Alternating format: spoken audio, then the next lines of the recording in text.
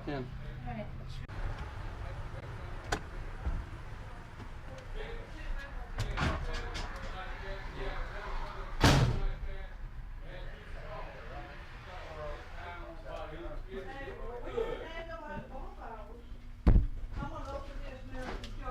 Okay, so we got started. Okay. That Okay. might, Yeah. the truck. Here's y'all's ice tea. Okay, thank you. You gonna need it? I'll have some in just a minute, yeah. Okay, I'll fix another glass. Both of them ones. Doctor, Yeah, I have to do it. wanted to sit down and tell us about when your father walked around the mills. Okay. And see if this fella can remember. We hadn't come down to hit the trotting wood as much as we Yeah. did at the other one. But remember with my dad, I used to go with him. He'd try to make rounds in the mill with every shift. Could you say that one more time?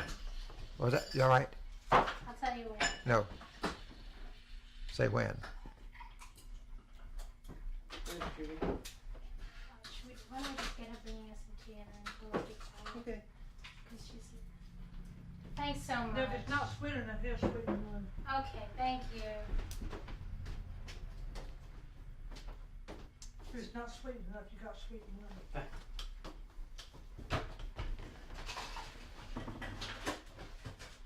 Okay. Okay. Go for it. George, do you want your camera behind this head? File? Let me just grab that too. Oh. Okay, right. Right. All right, doctor. All right. You see them? We went to my daughter's farm this morning. Him and her both retired. That's what they read. I bet they get 4 bushel off of the vine after we left this morning. Bill, do you remember when my dad used to come around and go around making rounds in the mill? I know when he come around when I worked there after, when was it, 19 and I married, I don't know when I went to work there. Well- It was about 1930 though. Yeah, he used to go around. I used to go around with him when I'd go to the mill. I used to hide out in the car. And he used to try to make rounds with every shift. If I ran one shift, he'd make a round, say, in the morning. If he ran 2 shifts, he'd make one in the morning and one in the afternoon after the afternoon shift came on. And would go around and see how everybody was going along. Now, Uncle Harvey, he stayed in the office most of the I time. know he did, but he come once in a while and he never failed. He'd think he'd come and see me. I tried to run him out of there one time. He come in there and I come around, I was running frames too, but I had a box for something to throw shells in. But I come around there and I was in a hurry and then I got him. He jumped back out of the way and I looked at him and I said, "Are you looking for somebody in here?" "No, not no special one." I said, "You'd better get out of here because they don't allow people in here. You know how didn't have no that before we put the thing around the mill.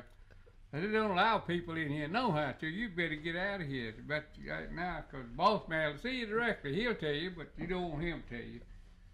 And so he thanked me for it, went on. I didn't have time to mess with him. That was my Uncle Harvey. Yeah, Yeah. Uncle Harvey.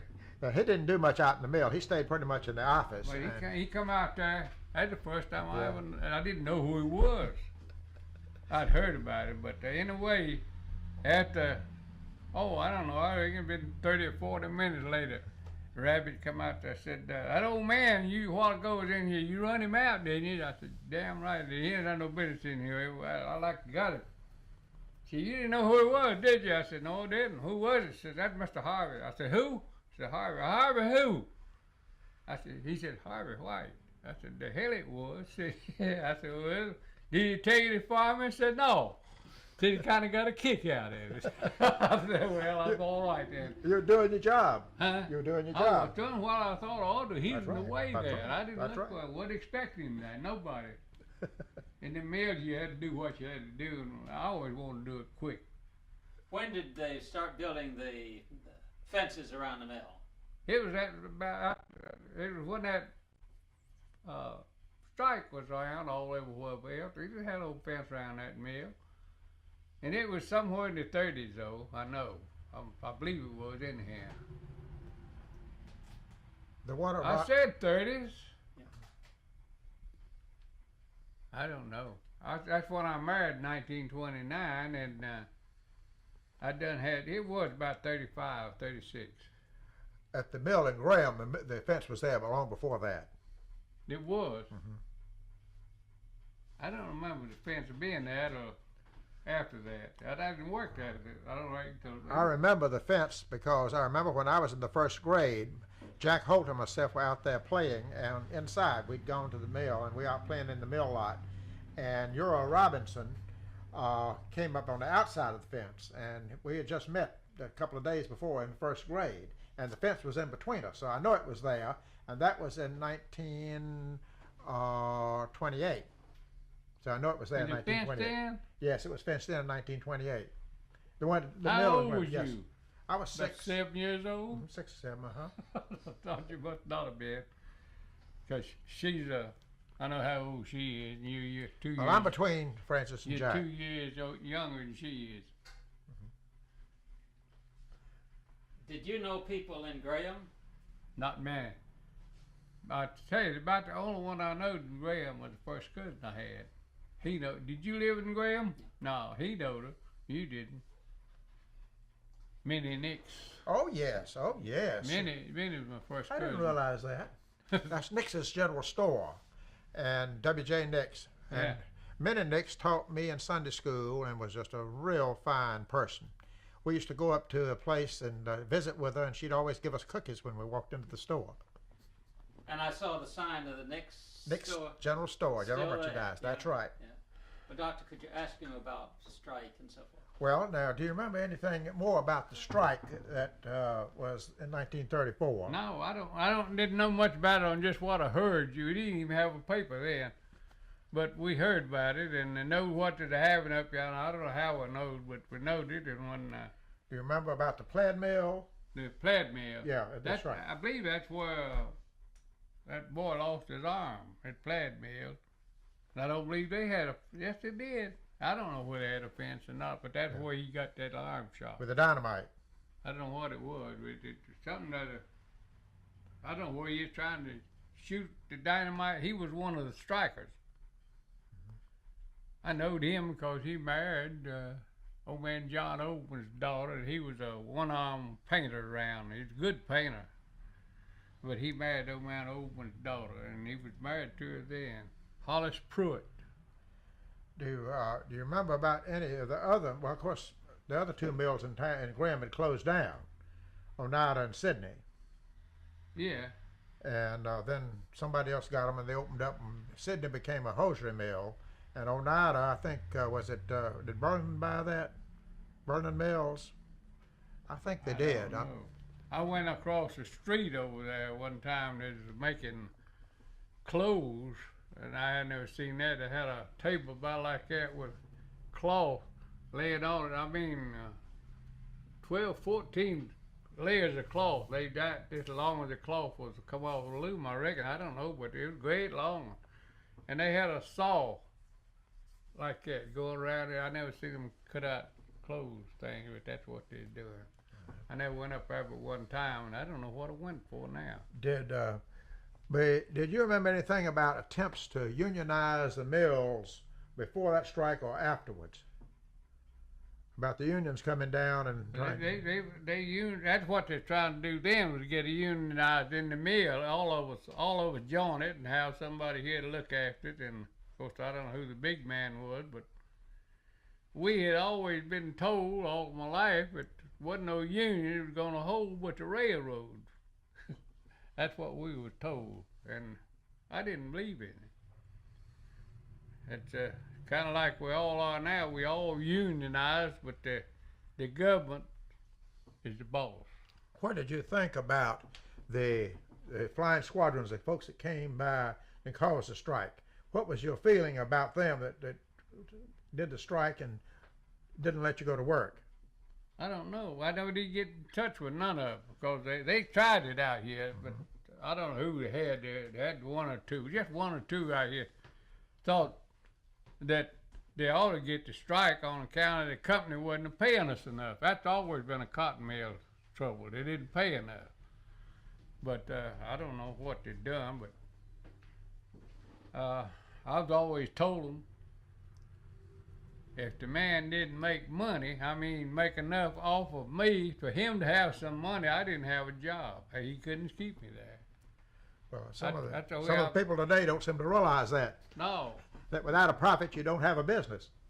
They just like talking about the politics. We get into that too now, like everything. But Gore, I thought I heard him make 2 or 3 speeches, and I thought he was the best.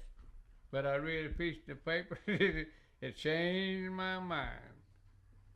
And I also told this morning by a friend of mine that was youngin' when I was, yeah, he's gonna vote for Gore and Clinton. I said, no, sir. I ain't gonna vote for neither one of them. Say, you voting for him if you don't vote for him. If you don't vote for the other fella, I said, well, I ain't gonna vote for somebody I don't think ought to have it. And after I read that list, they said he didn't know nothing but politics. He never worked at another job in his life. Gore was. He had never worked at a job, but like I was raised on. But Well, you started working in the mills. How old were you when you first started working? I was about 14. When I went to work regular, I worked some before that. Well, wasn't much, but I worked a little while. And he got sick. I had to come home and. Your father? Huh? Your father got sick? Yeah, I had to come home, and when I got home, he died, and I had to stay home. My mammy had 6 more little youngins to raise, and I had to be the man. And you know what she'd done, I know what she'd done, but she was so sad about us not having no education. And she's put 3 of them youngins, the 3 smallest ones, in the Hughes Orphan Home in Danville. And they all finished high school. And I don't think either one of them. Cora went to some kind of a school in town or somewhere where she could go take a business test. She filled out income tax for people and stuff like that at home. But now she got arthritis so bad she can't write. Doctor, do you want to ask him about when you and your father drove around? Did you ever come over to this mill? Occasionally. We didn't come here as much as we went to the other one. You might describe what you did, though, the But- car and so forth. Well, we would come down, I guess maybe Dad would come down maybe once or twice a week to Trollingwood to make Yeah, rounds. something like that. And- Sometimes it looked like it'd be longer than that, but I don't think he ever come and I didn't see him. I believe he always made it. I lived next to the wall over there, and I believe that everybody about come out this part and come right down from my frame. That's how I come and see Harvey. And but I remember coming down with him several times to visit down in the mill down here. In fact, I remember driving a train down from the Graham what? Mill down. A what? A train, one of these engines, a switch engine that worked around Burlington and Graham that moved the boxcars around. Oh. And they let me drive the train for a few miles down the road. And I thought I was in hog heaven. Yeah, you was, wasn't you? But we would come down every now and then, but not as much as we went to the mill up in Graham. We used to have a sea beer down here. His name was Freeman Yao, but he got on. He rode the caboose. That was his job on the train, freight train. He rode the caboose. We called him Cinderhead. That was his nickname, his handle. Yeah. When I got in the CV business, you didn't have no handle. If they ever heard you use it, they took your license. But they got so now you don't even have to have a license. And I had that whole set when I lived at the beach. I had to have the whole thing down there and the same thing up here, you know. I had 2 cars and a boat. So I had to have it. I went all the way out of it. Just had to have it. But down there, if you got a boat, it's something to have. You have it in trouble, you call the Coast Guard and they come get you. That's worth a whole lot. Well, this has been very helpful. Huh? Appreciate your talking with us. Well, I enjoy talking to anybody now. I can't do nothing much else but talk. When I get sat in here and get so tired, I go out there in that shed and I got 2 lawnmowers, push mowers are hers. She can start them both and mow when she gets ready. But the other one I can't get it fixed. I got one I'm working on. Well, the doctor's going to be showing us around the village this afternoon. Up yonder? Yeah. Yeah, that's the way it is. Yeah. I went to Atlanta, Georgia one time and to see my aunt, and my mammy and her husband was with her. And he liked to drink, and I didn't mind having a drink myself either. So we'd go to the liquor store. I forgot the name of the little town, about 25 or 30 miles away from there. But we'd go wherever we wanted and get a drink of liquor. You could get a little half a pint. We could drink a half a pint between us, but you couldn't drink it in the liquor store. You had to get outside. But the second morning I went over there and to get the liquor, me and him went, and the boy come out there and said, "You got a North Carolina tag on there?" I said, "I sure have. I'm from North Carolina." He come and see my aunt over there. Well, I said, "What part of North Carolina?" I said, "I can tell you, but you know nothing about it at all. It's just a little old place down there." I said, "It ain't even a hole in the wall." But Atlanta's a big town. I know that I didn't work there then. But it said, "You can tell me?" I said, "Yeah, I can tell you. Lived at Trolleywood." I thought it would make it as small as I could. "Trolleywood? You mean Hall River?" I said, "Yeah, Hall River." I said, "Did you know Chris Tew?" I said, "Yeah, I know Chris Tew. Who are you?" And he told me who he was, and I remembered some of his people living down on the river up towards Hopedale, but they lived down on the river there.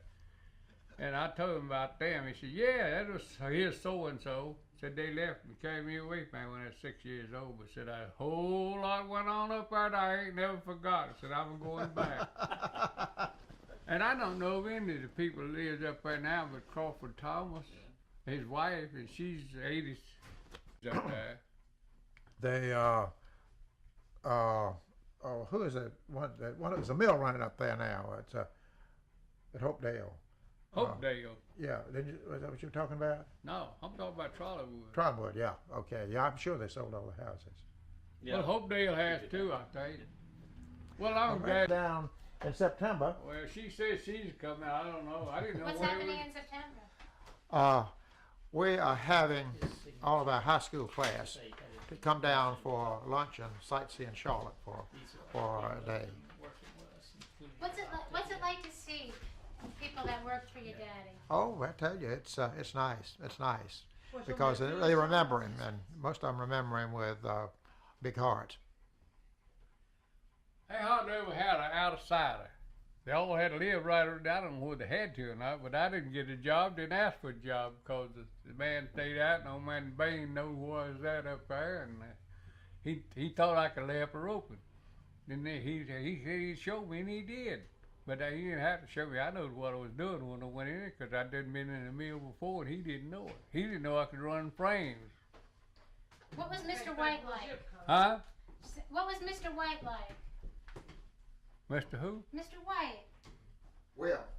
Oh, he was all right. Not him. I didn't know him. No, Harvey you didn't know very well. His daddy was a cat bird. Everybody liked him. Everybody liked him. But his brother, his daddy's brother, he didn't take on too much.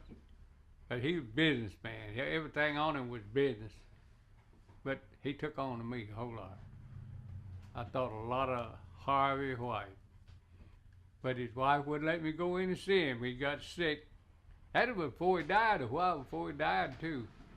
But I didn't know how sick he was, but he had pretty bad sick. He was getting better, but she wouldn't let me even go into him. And while I was talking to her and she was telling me how he was, he called and said, "Come on in here, Bill." So I went. She looked plumb disgusted. Instead of he, I'll put it by him. This was for his daddy. Put my name. Yeah. Yeah, that's right. No, his uncle. No, it was my dad that was sick. Huh? It was my dad that was sick. No, it wasn't Will. No, my Uncle Harvey wasn't sick. Oh, Yeah, he that's was. fine. Yeah, good. And I put everything down. Yeah, he got sick. Telephone number. Lived out on the main street going up there and had great big trees. I believe Will did too, though, didn't he? He lived in one of the houses. I never did go to his house, but I went to see Harvey. I never will forget. "Come on in here, Will." I went on there. He's getting up on the couch that way, just reading it up, and getting started speak, but he's completely dressed. He's ready to go or come back. I don't know which, but he was right. I thought a whole lot of him. Now, of course, his daddy was the one that helped me fix my rifle. He was a plumb good fella. How many who wants tomatoes? Yeah, I got plenty of bags. We just have a brown bag here. Little brown bag of tomatoes. Now, Just try a not to give couple me. of them. Just Shirley and Try myself. not to give me. See now, that you don't want that one. Well, whatever you, I'd you pick them out. See, they got mashed today. Jack gave us some when last time we were down here. Whoa, whoa, whoa, whoa, whoa, whoa. They're all right before we eat them all. All right, who wants some more? Y'all want some? We'll take some, yes. You want any? Just a few. Thank you. Jack gave us You some. got another sack? Huh? I Last got time we another. were down, These are mine. said he Huh? didn't eat 'em all. These are mine. There's Whoa, another yeah. sack around there. Oh yeah. Jack's a brother. We got tomatoes out there, but they just, well, got some that big, but they don't show up good now. We mashed them today. Well, that's fine. That's Yeah. 4. That's good. Thank you. Don't take mine. Did you know Mr. White also? We live across the street from each other. We was, and at Christmas when morning he'd get up before we would, and we like never go to bed. And he would shoot a firecracker at the window. And Mama said that was all. All of us young ones jumped up and went Don't downstairs. shoot firecrackers. Elliott would shoot a firecracker at the window to wake Right us by up Jack's every head. morning. It wasn't illegal then. No, we got 5,000 of them. Is that your husband? No, sir. No. Well, I was gonna give you 2 of these, 3 of these, so you give him one. Can you still give him one? I can still give him one. That's okay. You lived across the street from the Whites? Right across the street. Did your family work in the mill too? No. Let me get Be another. quiet. So what they do? Dad was a builder. Mama, Daddy died when Jerry was 2 years old. Down 33. And so Mama had 10 children, and she didn't work. She got a little pension and all that. And but Lord, we'd play on that street. See, wasn't anybody, no cars, anything. Wasn't no cars, anything on that. Yeah, We'd I play always on the put salt streets on and all that. mine. Didn't have to worry about nothing. And you remember when you had Elliott had more toys, all them big toys, and we would make a train. And would be about 12 children riding up and down the street making a train. We'd have a wagon, a tricycle, a bicycle, and a scooter. Play out at night, play hide Yeah, and seek and kick the can.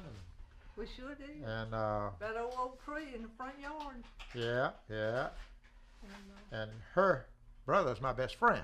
yeah, Jack used to go up there and spend the summer at Morganton when they'd go up there for the summer. Up at Miss White's. So you're a whole too. Yeah, I'm a husband. We're about 10th cousins. Roughly. And, Figure it out. About 10th cousin, and something like that. I don't know. We always felt like we was brothers and sisters. Yeah, more or less. And we would eat supper earlier than Elliott would, because Mr. White wouldn't get home. They wouldn't have our supper till about 6. We'd have ours about 5:30. And Mama would pull the biscuits out of the oven, you know, and Elliott wasn't supposed to eat anything till supper time. He'd get one of them biscuits and just fly out there. And Mama said, Elliott. Miss White would laugh about it.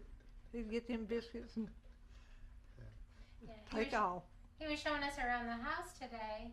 We went to the old White Oh, home did this you? morning. Yes, ma'am. Well, I sure hope they don't have to tear down the I hope they old don't. Menifee, the old Williamson house. Place, yeah, that's Lord, I've slept in about every room in that house. The Yeah, Ivies lived were there. The Ivies lived there. And we used to go all the way up to the very top. Yeah, but see the old fire, the Old tower thing. in the tower, the Yeah. We burned talk all the time. beams in there. I do. She talk, but she I don't say nothing. I can't say nothing. And I bought that for her. Oh, I called it go under there. She wanted. We had that at the beach. I bought that. We used to live at the beach in the summertime. But I I'd like, back up some I like minutes, your, Right beside it is the old The Menifee house, house. where the municipal building is And now. and the work and all is perfect, isn't it? Never Yeah, has it's been. beautiful. It's just I beautiful. take it out and clean it about twice a year. Take it out and put all that stuff back in and dust it. we've been trying to understand what it was like to grow up, you know, to grow up in a town like Yeah, and when, Graham. And yeah, and we everybody went to the same school, and we'd walk. And when the basketball games and all was on, Mama had so many children. She knew we'd be coming behind somebody or in front of somebody, you know. So we'd walk from all the way home. She didn't have to worry about nothing. Where'd you come But we all ended up getting in the house about the same time.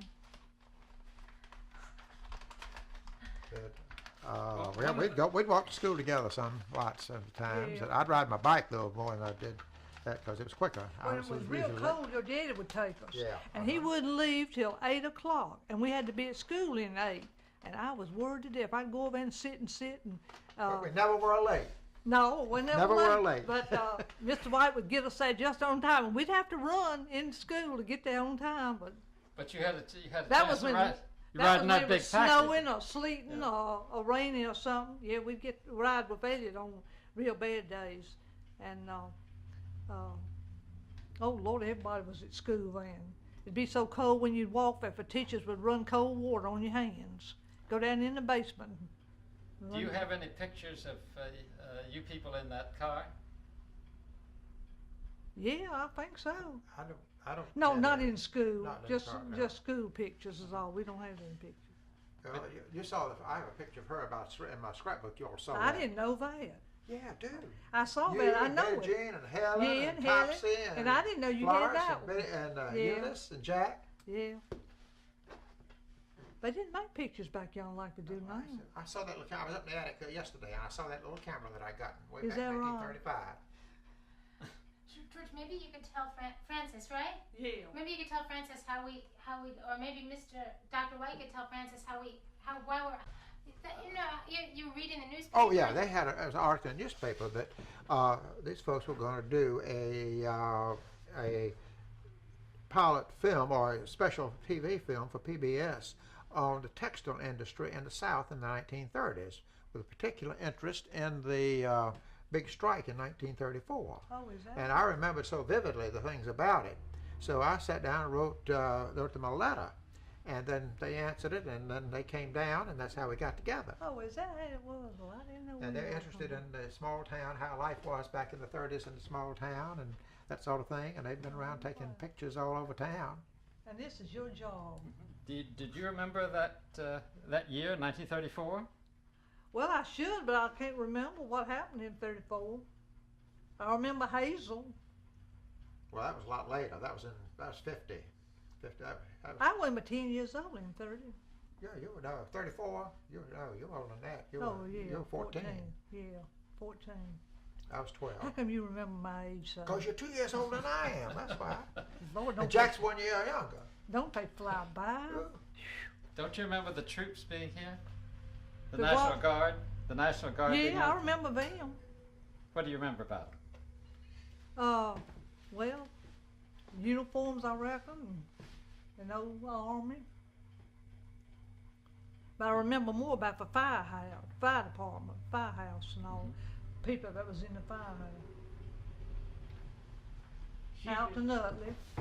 It's funny, in a number of places where we've been, the chief memory about the National Guard is of girls getting to know some of the fellas Oh, is who that came right? from away. Well, I can't remember anybody in the National Guards. She just remembered it at the army was all boys. Yes. That's all she remembered. What was that? She just remembered the army was all boys. That's all she remembered about the army. And the National Guard. It wasn't our National Guard because we had a medical unit here, and that wouldn't do much good. And the Yeah. National Guard headquarters was up over the firehouse. Yeah, well now that one is moved. I mean, the army now is a whole lot more. Yeah, but at that I time it was can't just a remember. medical unit. Yeah, I can't remember. Well, the Dr. National White, Guard's are moved. you convinced still to this day that it was necessary to bring in the National Guard? I think it was. I think it was because of the violence. They of course dynamited the plaid mill, and they tried to dynamite Sheriff Stockett. And when you got people throwing dynamite up against people's houses when they're there, then somebody's got to have law and order.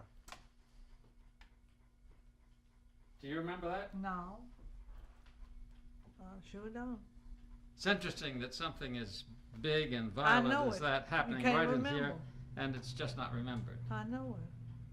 Well, the same thing in Winston-Salem. I was born and brought up in Winston-Salem. I'd never heard anything about it, and by that time I was 18 and had a paper route and all of that in Chapel Hill, and come back home, and I don't remember it.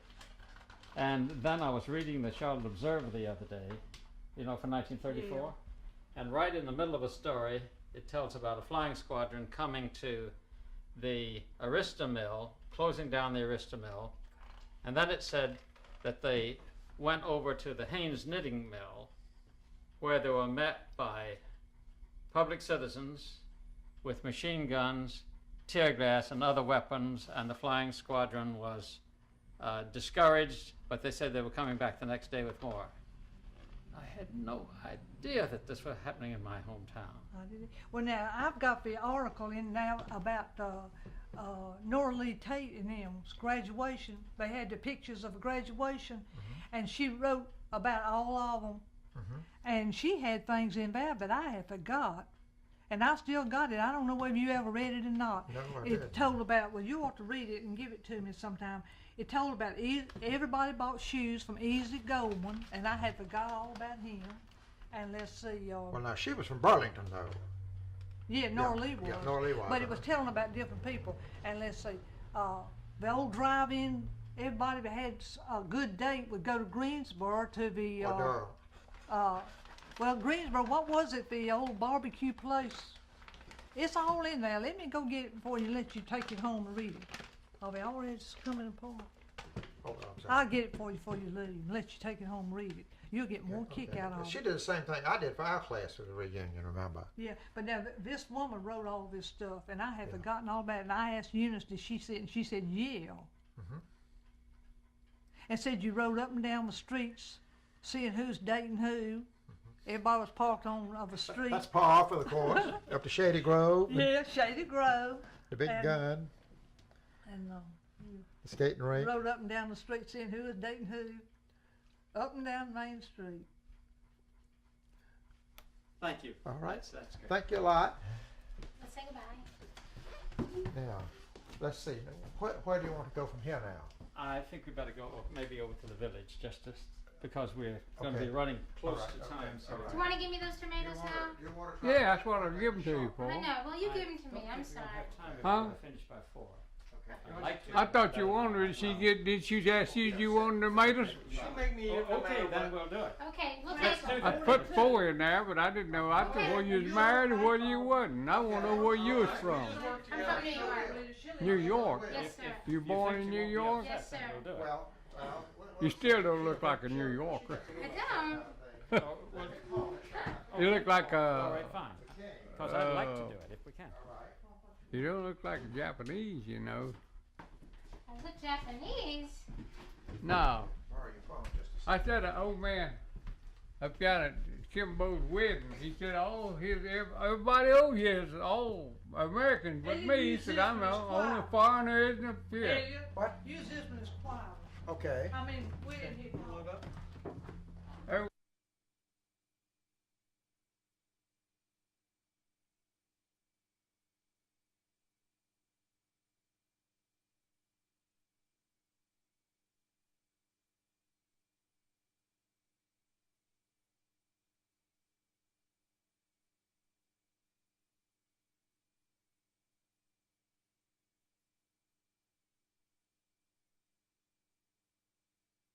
Now this is the Trollingwood Mill right here. Let me go slow.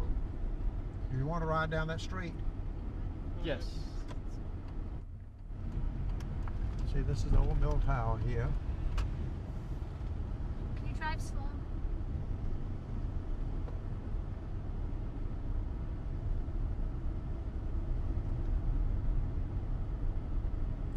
What's happening there now? I do not know. I think another company has bought it out. It may be still part of Cano. I don't know. How is that connected with your father's mill? All right. This was a mill that was Mr. Trollinger built, and it was operating as primarily spinning yarns for other mills. The mill apparently got into financial difficulties, and they went to into receivership. My father and Uncle Harvey bought them out, and I don't remember, I have the date written in my book back there, sometime in the early 1900s. And they did some weaving down here at that time, but then it got to the place that it was primarily spinning, and so they took it over as part of Trevora and did most of their spinning of yarn down here to be used in weaving up at Graham. So this was actually one of the plants of Trevora. Thank you. Stay rolling to get a different angle. Much better. That tower reminds us of the mill we got in South Carolina. Inman. Do you know that operation at Inman, Doctor? Which one? Operation in Inman, South Carolina. No, I don't. Well, it's a family-owned mill that's still in the same hands after almost 100 years. They are hard to find these days. They are hard to find. And they have third-generation workers. And the big thing they did was to invest a lot of the profits back in modernizing. And we shot in that as an example of a really up-to-date mill. Well, that's what it would take. And of course, after the war, during the war, you couldn't get anything to modernize. They weren't making textile machinery. They were making planes and tanks and bombs and guns. And then after the war, the mill had to modernize, and it was a question at that time of investing quite a bit of capital into modernization or sell out. And my Uncle Harvey was the only member of the family left alive, and he was at retirement age. He was in his 70s, in fact died a year after. And the canon was interested in buying through Darn Holt, who was the superintendent at the time. And so they decided to go ahead and sell out at that time, since none of the other members of the family were interested in running. One was insurance business in Greensboro, Phil Carlton, and my cousin James White was a physicist at the University of Tennessee, and I was in medicine. So with no one else to run it, they thought it best to sell. So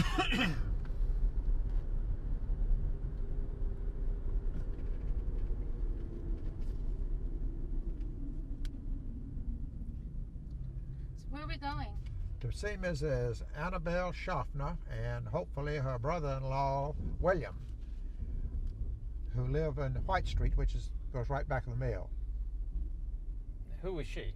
She and her husband both worked at the mill. She didn't work very long, but her husband worked there a long time. And her brother-in-law William worked there. Now, he was in the supply room, and that was where I worked when I first went to work at the mill in '42. Did they know your daddy? Oh yes, oh yes.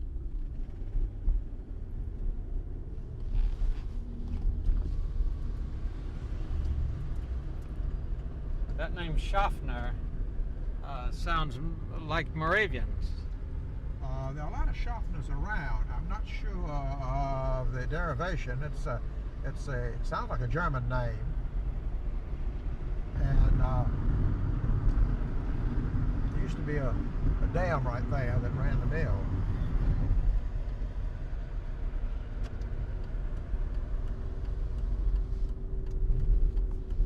Whoa. These are the mill houses for down here. That was my cheek that hurt. Turn the camera off, Jamie. 3 o'clock. Second shift going in? Second shift come, well, yeah. Now some of them they varied some. I know Trevora ran 8 to 4 and 4 to 12 when they ran 2 shifts. Some of them ran 7 to 3 and 3 to 11. What type of tapes do y'all use? We're High using high 8. So these folks that we're going to see, you said they knew your father? Yes, I'm sure they did.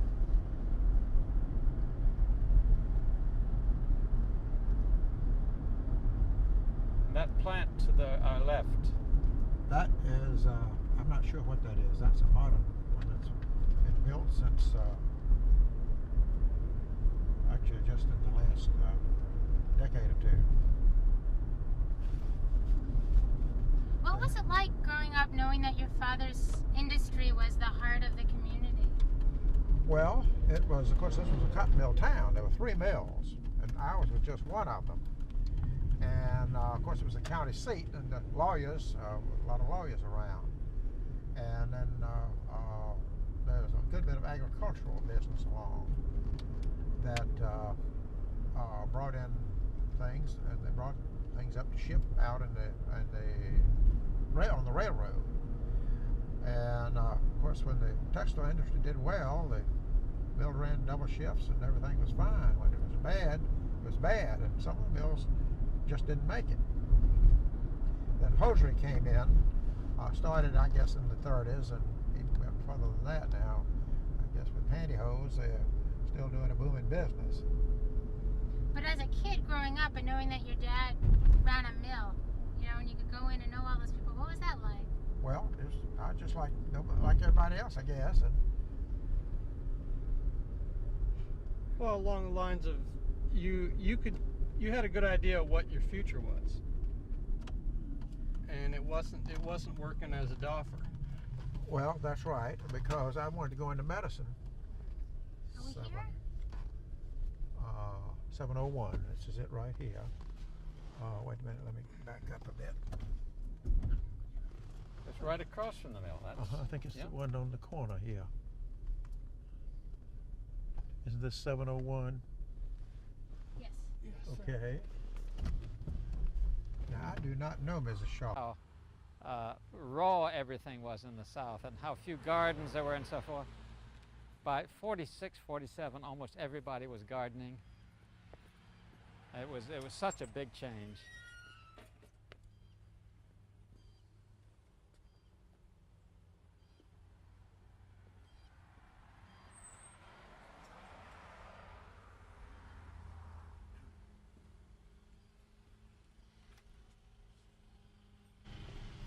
Schafner? Hi, I'm Elliott White. And this is Mr. Stoney, Miss Stoney, and this is Judy. Please don't do that. Okay. Well, Yeah, aren't they? There are, but the immediate Schafner, I mean the ones that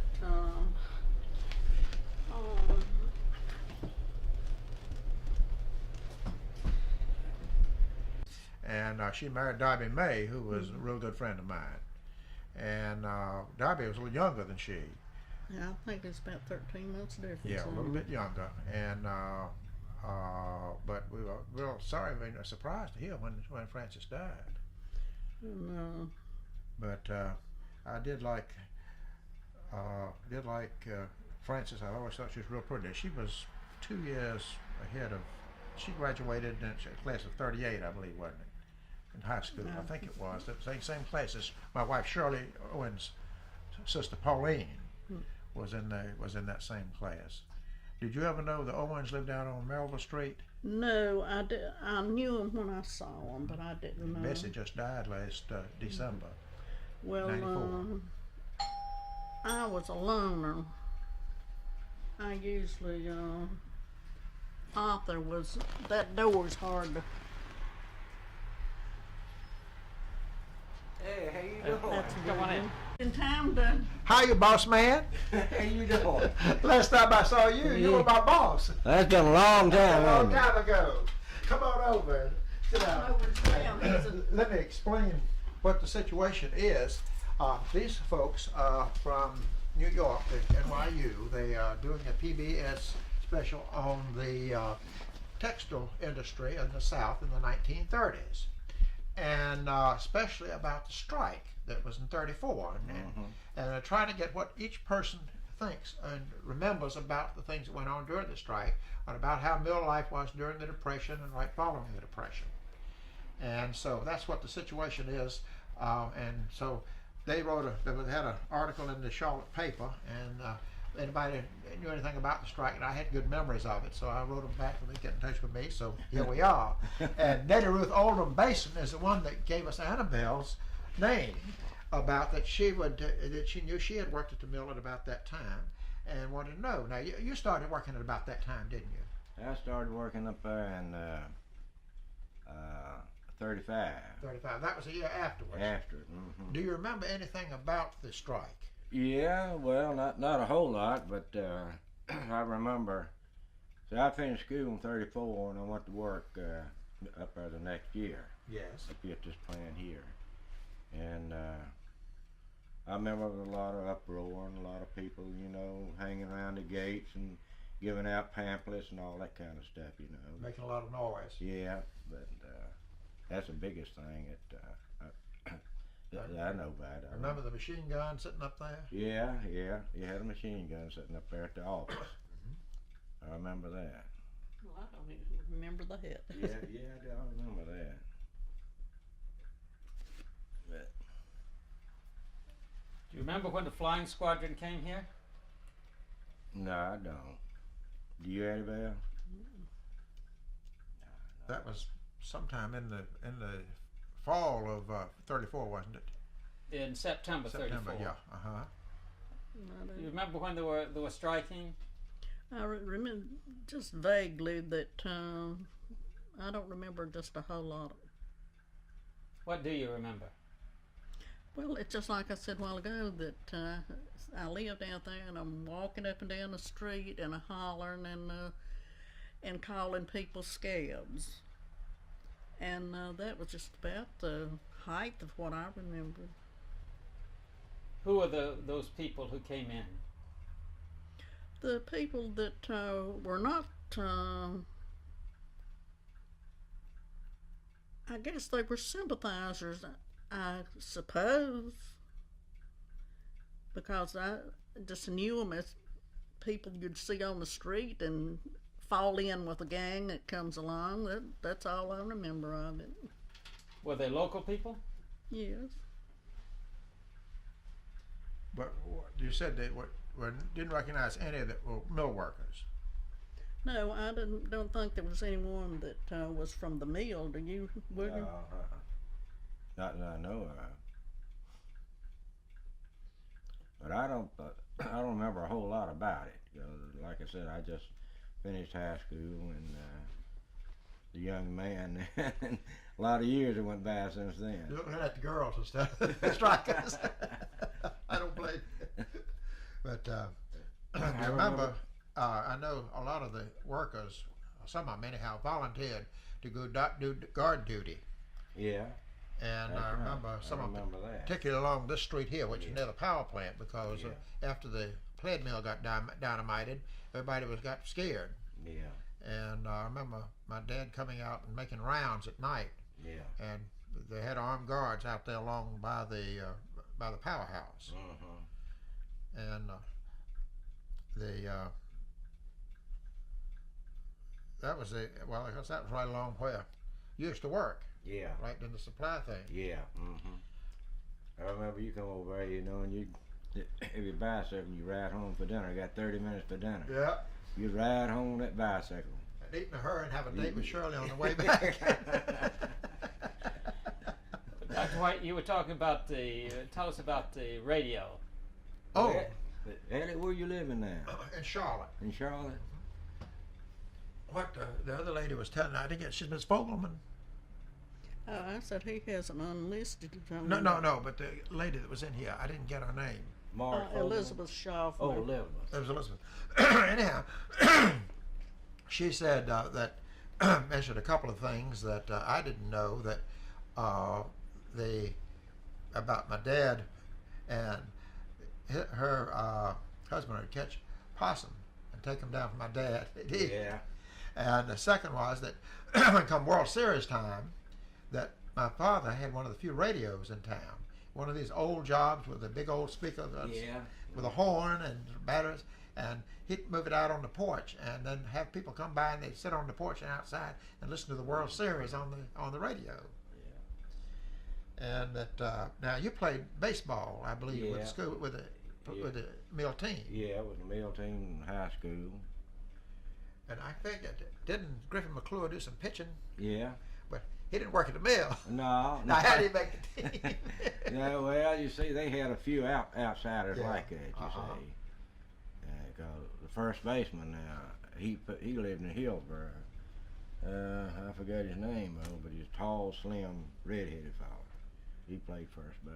The park was right over here. Yeah, Right over there. I know we played football over there sometime. That's The right. Graham Gorillas. Yeah, that's right. Played football. And Well, high school played over there some, before they built that other park over there. and then of course the high school put the football. Yeah. Could you tell us something about the team? Annabelle said you played on the team. Yeah, I played, let's see, 33 and 34. My junior and senior years, I didn't play freshman sophomore year.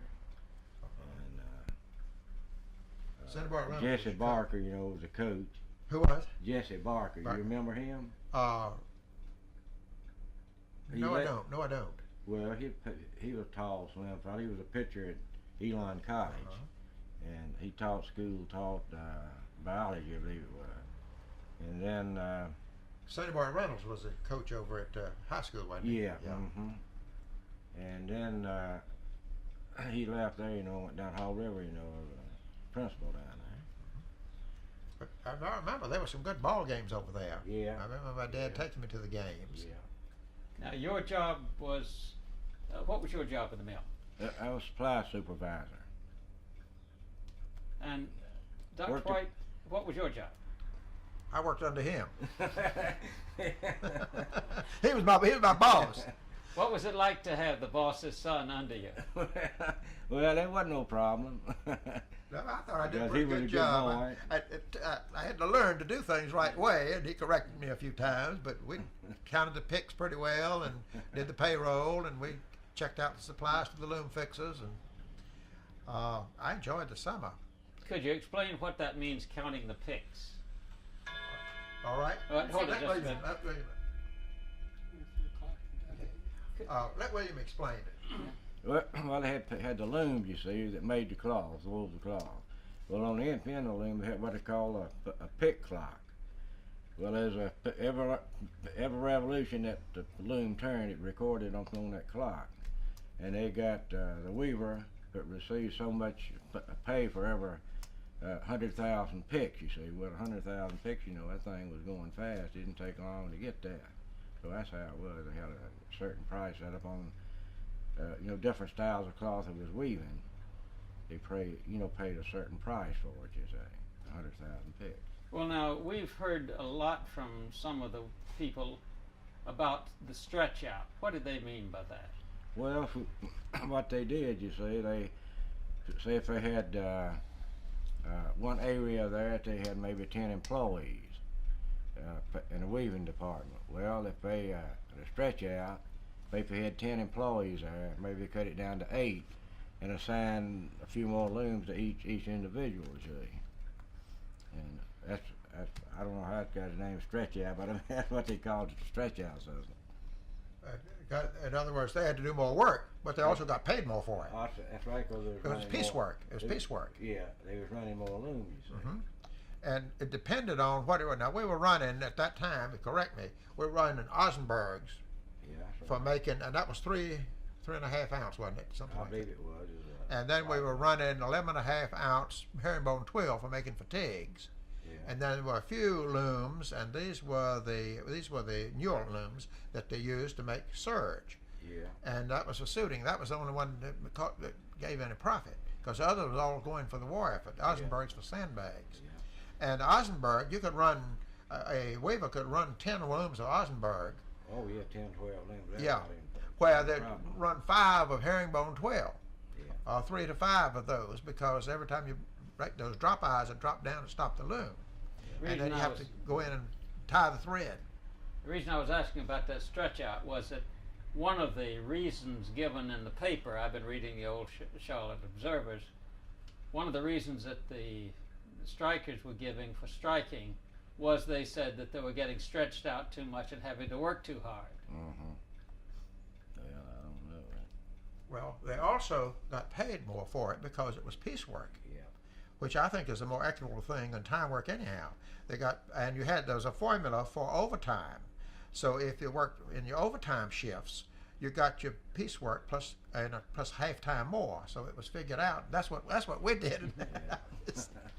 Well, one of the fellows over in Canopolis was telling me that he could jimmy those pick clocks.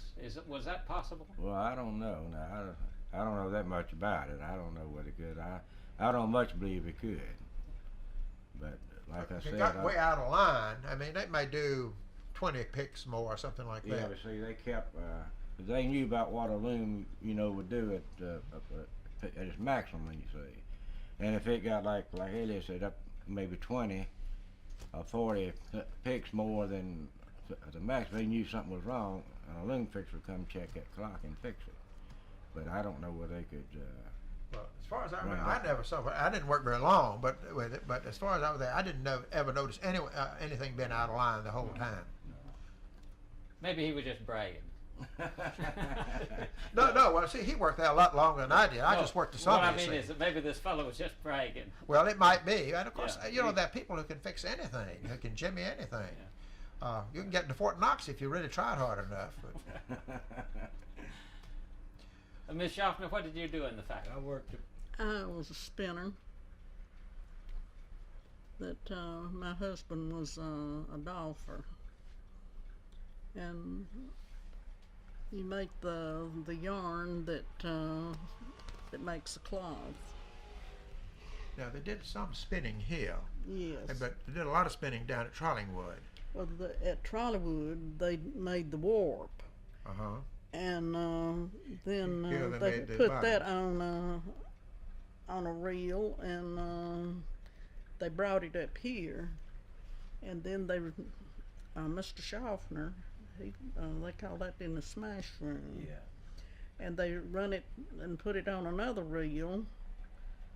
I don't know, reel's probably not the right word for it. Beam.